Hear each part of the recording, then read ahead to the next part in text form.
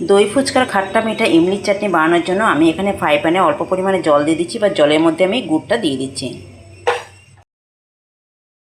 আগের থেকেই তেঁতুলটাকে একটুখানি জলে ভিজিয়ে রেখেছিলাম, সেইটাকে আমি এর মধ্যে দিয়ে দিচ্ছি।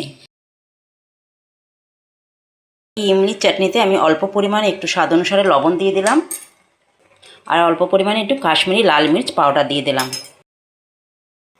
চাটনিটা গাঢ় হওয়ার জন্য এখানে আমি অল্প পরিমাণে একটুখানি কর্নফ্লাওয়ার জলে গুলে দিয়ে দিচ্ছি। এর বদলে আপনারা ময়দাও ইউজ করতে পারেন।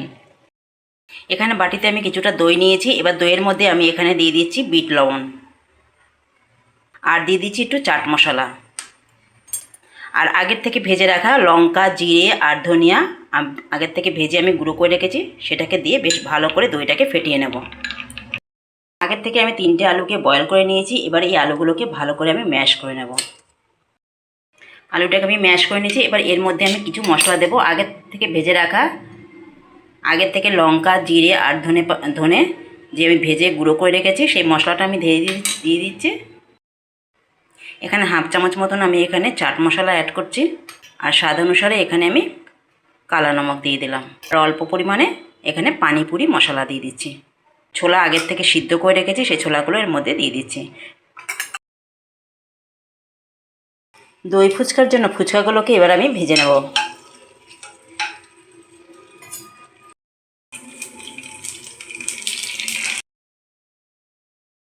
এবার আমি ফুচকাগুলোকে ভালোভাবে সাজিয়ে নেব। মাঝখান দিয়ে একটুখানি ছেদ করে নিচ্ছি। ছেদ করে ফুচকাগুলোকে মাঝখান থেকে আমি সব ছেদ করে নিচ্ছি। এবারে যে আলু মেখে রেখেছিলাম, সেই আলু মাখাটাকে আমি অল্প অল্প করে দিয়ে দেব।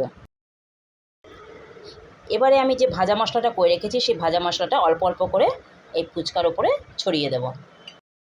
এবারে আমি ইমলির চাটনিটা এর ওপরে ছড়িয়ে দিচ্ছি।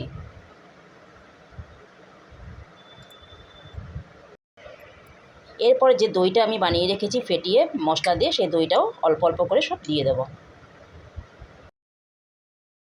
এবার আমি লাল চাটনিটা এর ওপরে দিয়ে দিচ্ছি। এবার কিছুটা ভুজিয়া আমি এর ওপরে ছড়িয়ে দিচ্ছি, আর একটু ধনে পাতা কুচি করে রেখেছি, সেটাকেও এর ওপরে ছড়িয়ে দেব। আর দই ফুচকা দেখুন একদম রেডি। আপনারাও এরকম বাড়িতে ট্রাই করে দেখবেন। আমার এই রেসিপিটা ভালো লাগলে একটা সাবস্ক্রাইব, লাইক করে দেবেন।